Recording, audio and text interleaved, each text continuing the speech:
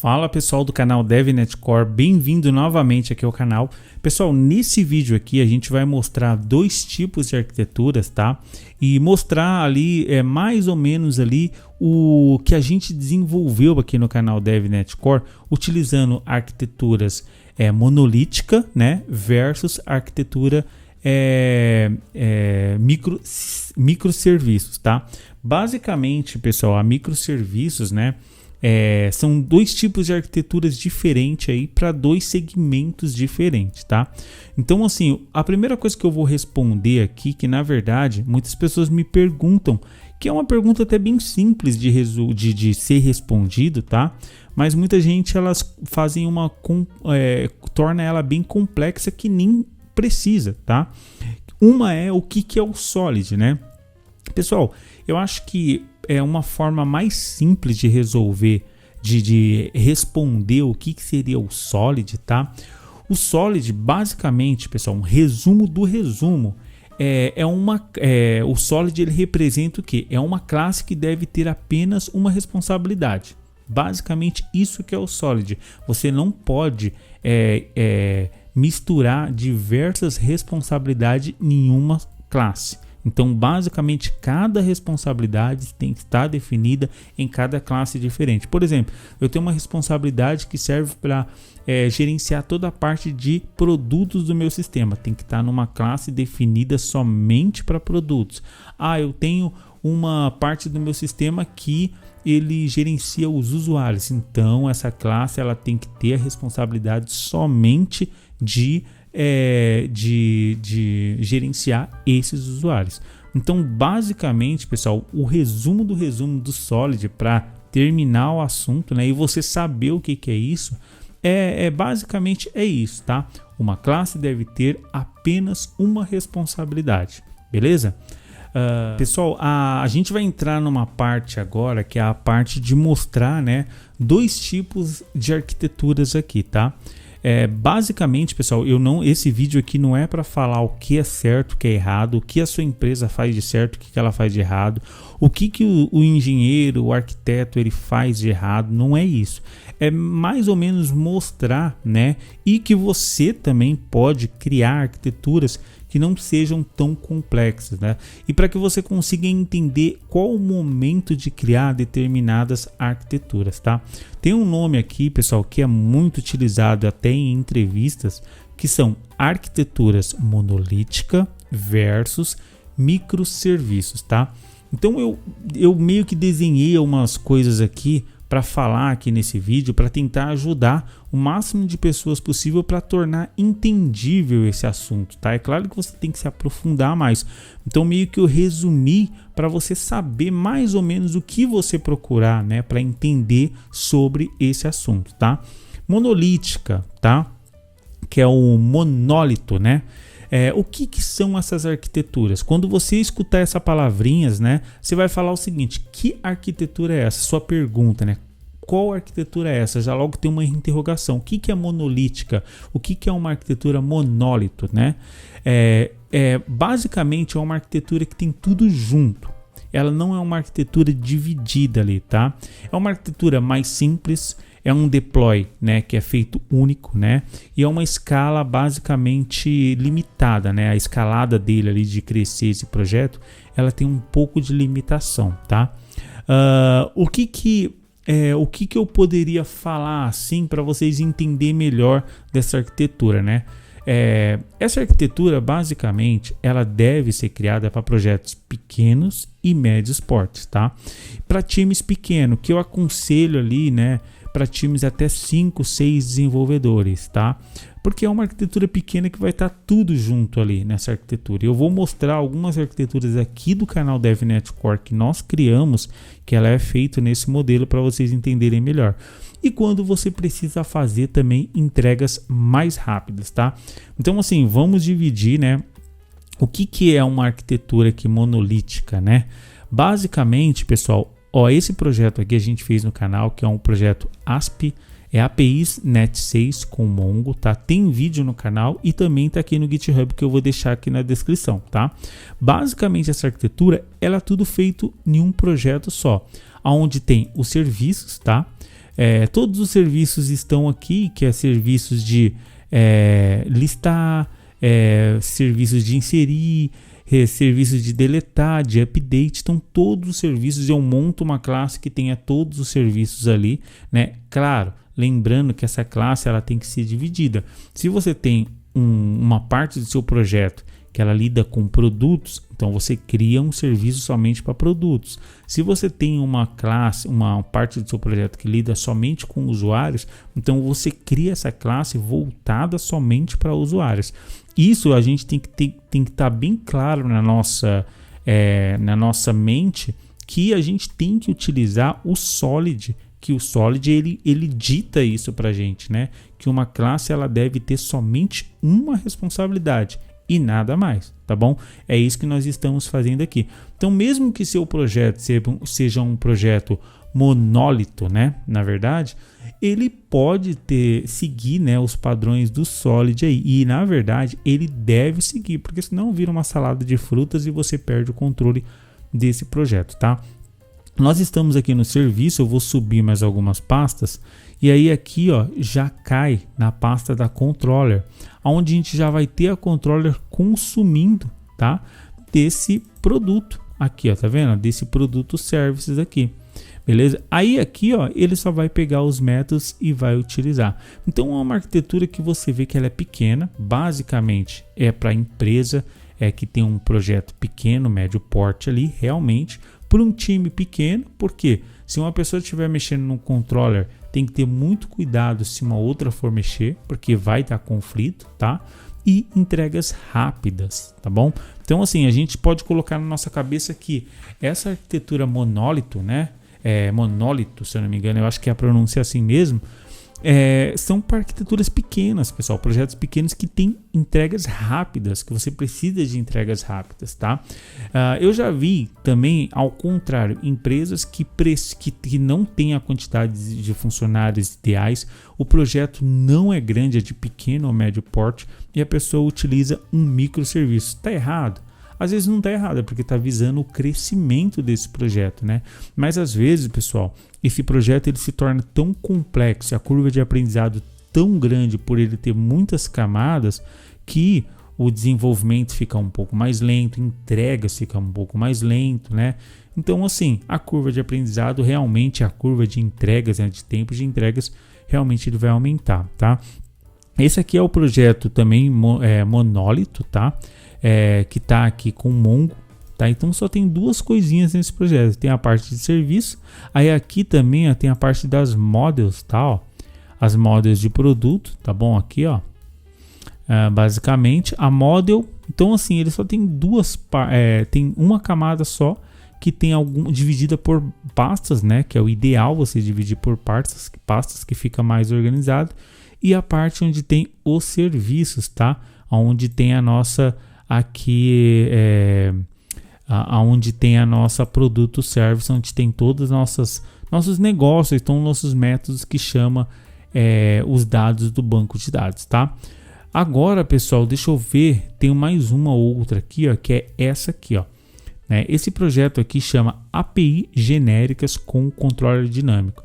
Basicamente, a gente também criou essa API aqui no canal DevNet Core. Ela também é um projeto monólito, tá? Monolítico monólito, tá? Que é um projeto, um só projeto, onde tem tudo ali dentro desse projeto. É que nem eu falei, você precisa de um projeto pequeno, médio porte, não adianta você criar um projeto utilizando a arquitetura, o design pattern do DDD, que vai ficar muito complexo, as entregas vão ser demoradas, tá?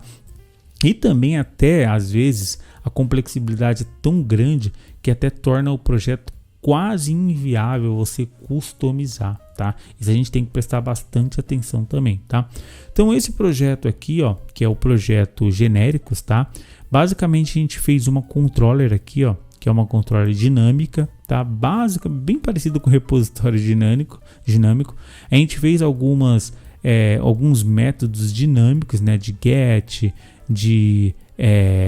get ID, post, put, né? E também de delete, tá? E aí a gente cria qualquer objeto que a gente quiser. Por exemplo, aqui eu criei um objeto aqui, a model, que chama produtos, tá? E aí a Produtos tem algumas propriedades, né?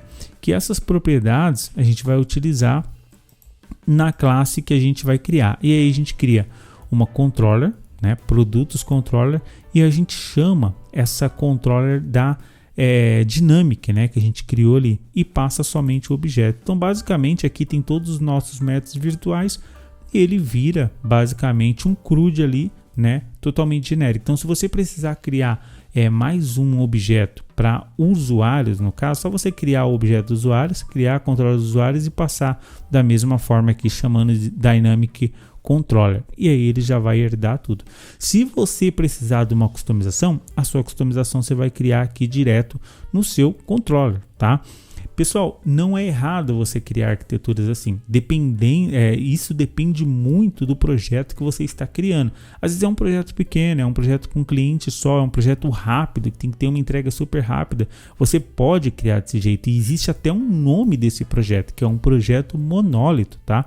Você pode dividir, que nem a gente fez aqui no projeto com MongoDB, né? Você pode dividir em pastas, serviço. Você pode deixar e deve deixar totalmente organizado, tá? Mas não quer dizer que é errado você criar um projeto pequeno. Às vezes é melhor, né, e mais bem produtivo você criar um projeto pequeno, monólito, né, do que você criar um projeto de microserviços que vai demorar muito tempo, né? É a mesma coisa que você querer colocar um motor de Ferrari num Fusca, né? Na verdade, não comporta isso. Então, basicamente, é a mesma coisa que a gente está falando aqui, tá bom? Agora a gente vai falar um pouquinho sobre arquiteturas, né, utilizando o microserviços, tá? Pessoal, arquiteturas, né, utilizando microserviços, tá? Para que a gente utiliza essas arquiteturas, né? Bastante empresas, por exemplo, projetos gigantes, projetos que têm equipe grandes. Eu não consigo visualizar esses projetos sem utilizar, se estiver utilizando, é claro, né, o Design Pattern, o Solid. Eu não consigo visualizar um projeto desse sem eles utilizar os microserviços. Basicamente, o que seria microserviços, tá? São serviços independentes, tá? É mais complexo, se torna muito mais complexo, não tem jeito, tá? Porque você vai dividir algumas coisas desses serviços, né? Para ele não ficar totalmente acoplado em uma classe só, né? Então você vai dividir o seu projeto em pequenos serviços onde você vai conseguir deixar ele mais separados. Por exemplo, você vai conseguir fazer deploys separadamente e ele vai ter uma alta escalabilidade, tá bom? Então, basicamente, um projeto de microserviços, ele tem um ganho, porém ele tem uma perca, né, que é o lado ruim ali, que ele se torna muito mais complexo. E aí, pessoal, vai um recado aqui, né, não um recado, né, mas um cuidado, né, que você tem que ter quando você cria uma arquitetura utilizando microserviços, tá? Porque, obviamente, essa arquitetura, quando ela crescer muito, ela já vai se tornar muito complexa pelas regras de negócios que esse produto ele vai ter, né? E por ter bastante camadas ali também, tá? Só que aí, quando você estiver começando a criar essa arquitetura, o ideal é você tentar o máximo possível fazer com que essa arquitetura ela seja uma arquitetura que você consiga customizar, tá? Porque assim, uma arquitetura que utiliza os microserviços automaticamente ela vai ser mais complexa de uma arquitetura monolítica, tá? Que é uma arquitetura onde você tem tudo ali num único projeto, tá? Só do fato de você dividir os microserviços, né, e tornar ele independente ali um do outro ali, para ter deploys, no caso, separadamente, ele já se torna complexo, tá? Então você tem que pensar muito bem. Eu acho muito bacana quando o engenheiro, então o arquiteto, ele tem esse acompanhamento e esse conjunto da equipe, né? Que ele passa esse conhecimento para a equipe e também ele pede sugestões também, tá? Sobre como montar ali, sobre uma forma mais fácil de todos ali conseguirem fazer essa implementação. Eu sei que é muito difícil isso acontecer, mas seria um mundo ideal. Tá bom? Então assim, pessoal, isso aqui não é uma arquitetura, basicamente o que eu vou mostrar aqui de microserviços, tá? Mas é utilizando o design pattern do DDD. Não é uma arquitetura muito robusta que a gente fez aqui no canal, mas é o e-commerce que a gente fez aí e atualizou ele até para o Net 8 e depois a gente parou. Tá? Então basicamente a gente montou um projeto aqui no canal DevNet Core, né, que é um projeto de um e-commerce baseado no Mercado Livre, tá? Claro que não tem a metade de funcionalidades que tem lá, mas se você quiser baixar, se você quiser assistir os vídeos que a gente fez, você vai ver que lembra bastante, tá? Então basicamente, pessoal, essa arquitetura aqui é uma arquitetura totalmente separada, tanto é que o projeto de teste ele é separado da arquitetura, o projeto de APIs, né, também é separado. A gente fez até um projetinho aqui para a gente consumir as APIs também, tá? E aí você pode baixar, né? Eu não vou me aprofundar muito nesse projeto, mas você pode baixar esse projeto que a gente vai deixar o link aqui para você entender ali como ele foi feito, tá? A gente tentou utilizar o Solid também o máximo possível, né? Para deixar as suas classes, ó, que nem aqui no domínio. A gente criou alguns serviços do domínio e totalmente separados, né? Como é que eu digo separados? Por exemplo, serviço de compra de usuário. Só tem definições aqui, né? Para responsabilidades de compras de usuário. Aqui é um serviço que monta o menu que a gente tem, então a responsabilidade dele é montar somente o menu, nada mais. Então a gente só monta o menu nele. Então isso, pessoal, é a utilização do Solid, tá? Então basicamente isso, ó, serviço de produtos. Então aqui somente tem regras, né, no caso ali, e definições de produtos em si, né? Porque essa classe ela tem a responsabilidade ali de lidar com os produtos, tá? Isso aqui é algo que a gente criou no serviço, tá? Mas tem outras coisas também, outras partes do sistema. Por exemplo, se a gente for, vou voltar mais aqui, ó, e se a gente for na infraestrutura, que é aqui do projeto, a gente tem os repositórios, que os repositórios, ó, tem todos os repositórios aqui de tudo que a gente tem no sistema. É claro que não é um sistema muito grande, tá? Mas esse sistema, essa arquitetura, ela foi feita pensando que ele poderia crescer, entendeu? Então, assim, a gente tentou tornar ele menos complexo possível, lembrando, pessoal, que quando a gente está utilizando uma arquitetura de microserviços, que tem várias partes, tem várias divisões e vários projetos, automaticamente ele é mais complexo do que um projeto utilizando o monolítico, tá? Porém, pessoal, você pode também planejar de uma forma que você consiga fazer algumas customizações, tá? Por exemplo, geralmente nos repositórios aqui a gente utiliza o generic, tá? Que para que serve o generic? Para você implementar os métodos CRUDs, tá? Mas você deixa aberto o repositório para que você consiga também implementar suas customizações, tá bom? Isso é muito importante. Quando você estiver definindo uma arquitetura, você pensar em tudo isso, tá? Pensar na evolução, na atualização, né? E também, pessoal, uma das coisas que para mim eu acho que é o principal, pensar também na customização.